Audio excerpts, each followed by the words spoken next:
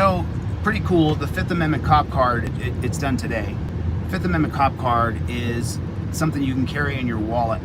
It's the same size as your driver's license or a credit card. The Fifth Amendment cop card, what it does is it walks you through the step-by-step process of what you do with that copper when you plead the Fifth Amendment and why and how. It's a six-step process. That's what the Fifth Amendment cop card's for. I'll do a print-at-home version, and then I do a credit card version as well, like an actual driver's license. It's just like your credit card. It's called the 5A cop card. And the reason it's called the 5A cop card is so that you do not talk to cops. Hey guys, I'm Amanda with Grunt Style, and I plead the Fifth. We've all heard this, but what does it mean? It provides several protections for people accused of crimes, except in cases arising in the land or naval forces or in the militia when actual service in time of war or public danger. Nor shall any person be subject for the same offense to be twice put in jeopardy of life or limb. Nor shall be compelled in any criminal case to be a witness against himself, nor be deprived of life, liberty, or property without due process of law. Nor shall private property be taken for public use without just compensation. Anyone who has seen a congressional hearing has heard the Fifth Amendment speech.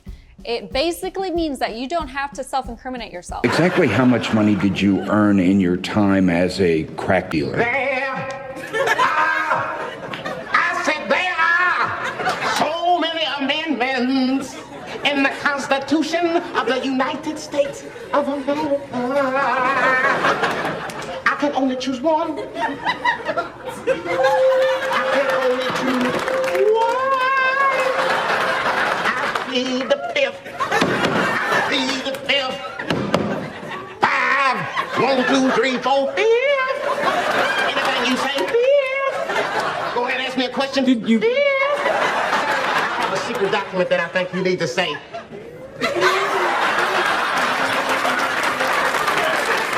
Y'all, sir. Good afternoon. When the cop approaches you, you say, I plead the Fifth Amendment right now. You have the right to remain silent. And of course, this is probably the most famous part of the Fifth Amendment, talking about the right not to be a witness against yourself. And certainly this traces back, like much of the Bill of Rights, to the Magna Carta, and I think back to Oliver Cromwell, and the concept of not having, to be self-incriminatory against yourself, where that comes from. But the very basic concept is the government has something to prove. You do not have to help them. You don't have to be like, oh, help. You think I did it? Here, I'll go. Let me. What do you want? What do you want to know? No, you certainly don't have to do that. And technically, you don't have to answer any question the police gives you. I believe you do have to give your ID. Most states have laws. This was a recent Supreme Court case where you have to turn over your ID. But you don't have to answer questions. If you don't want to, you don't have to. And you certainly always can invoke that right and invoke your right to a lawyer and invoke the right not to consent to a search. If you know those three things, I invoke my right to remain silent. I'm invoking my right to an attorney. I do not consent to any searches. That's probably the three strongest sentences that you can give to protect yourself with the Fifth Amendment. And your Fifth Amendment is unequivocal. It's unequivocal. Cop loses his qualified immunity if he continues to question you. You got to understand this. You guys saw me go through the DUI checkpoint and that jackboot thug pig pulled me over for no reason. What did I do? I immediately took out my trifold and I invoked my Fifth Amendment right. Now you can use a card or you can use the trifold, but you show the cop and you show the camera. I invoke my Fifth Amendment right to remain silent. Then you show the cop. Here it is. I invoke my Fifth Amendment right to remain silent. The cop, when I went through the DUI checkpoint, he no longer questioned me. The questioning ended. He said, have a nice night. Goodbye. Why is that? The reason why isn't because I'm some sort of powerful wizard. It's because the cop loses his qualified immunity. Your Fifth Amendment is unequivocal since 1793. You have the right to remain silent and not be questioned without your attorney present. That cop who stopped me at that DUI checkpoint, he knew that I invoked my Fifth Amendment right. I showed him on the card. I showed the camera. And then he said, have a nice night. I don't endorse drinking and driving. However, if you've had a drink, it's not illegal to drink and drive. It's illegal to drive impaired. So if you've had one beer or one glass of wine and you go through a DUI checkpoint, don't look at that jackboot thug pig. You put your Fifth Amendment card or your trifold up to the window, you film the card, you film the cop, and you say, I invoke my Fifth Amendment right to remain silent. That's it. I invoke my Fifth Amendment. I invoke the Fifth. The fewer words, the better.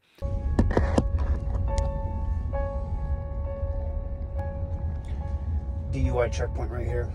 So remember, you want to use your trifold right away.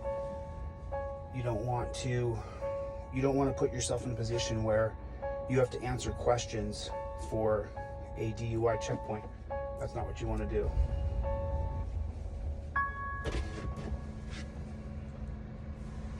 Hey, how's it going, sir? I invoke my Fifth Amendment right to remain silent. All right, have a good night. Yep. You put your Fifth Amendment card or your trifold up to the window, you film the card, you film the cop, and you say, I invoke my Fifth Amendment right to remain silent. So how many times have you heard about somebody taking the fifth or pleading the fifth and thought to yourself, well, that means that they must be guilty? Well, you're not alone. It's a pretty common misconception. So today I want to talk to you about what the Fifth Amendment is and what it is not and why some people take it. If somebody takes the fifth or pleads the fifth, is that the same as an admission of guilt? No. And I can't say that clear enough. No, it is not. It is not an admission of guilt. In fact, if it was an admission of guilt, then the Fifth Amendment and all of the protections it provides would be relatively useless, because that's the whole point of the Fifth Amendment. So there's a lot of reasons why somebody, when being compelled to give a statement, might exercise their constitutional right to plead the Fifth Amendment and to remain silent and to not answer those questions. So I wanted to go over some of those with you here. What are some reasons why somebody who is not guilty might plead the Fifth Amendment? So first, this one's easy, because they can. All right. It is a right guaranteed to them by the Constitution of the United States. They are allowed to do that. There aren't any other constitutional rights that I can think of that when we exercise them, somebody says, well, that's because you're doing something wrong. First Amendment says we get the right to say what we want to say. When we do that, nobody says, well, that's because you're doing something wrong. Second Amendment, right to bear firearms. If we exercise that right, it's not because somebody says we're doing something wrong. The Constitution allows us to say, I'm not answering that question. Think of it this way. How many times growing up, or even once you're grown, has somebody that you don't really like come up to you and ask you some type of personal question? And your response is, it's none of your damn business. Right? The Fifth Amendment kind of acts the same way. You are allowed to tell the government, it is none of your business. I don't have to answer that question. You can't compel me to answer that question. Reason number two, how many times have you been speaking to a person where you've had what's called a slip of the tongue? You mean to say one word and another word comes out. You mean to say one name and another name comes out. It happens to me all the time with my kids. I forget who I'm yelling at and I start naming them other things. What if that happens, but the answer that you're giving is the difference between you remaining free or going to jail for a very long period of time? A lot of people are not using it. You know, if you listen to the Pop Brothers at Law, their whole slogan, and I think he trademarked it, is shut the front door. Shut the up. When cops ask questions. Hey, how are you, man? 1 moment, please. You can hold on to that for me, Stardust. Thank you.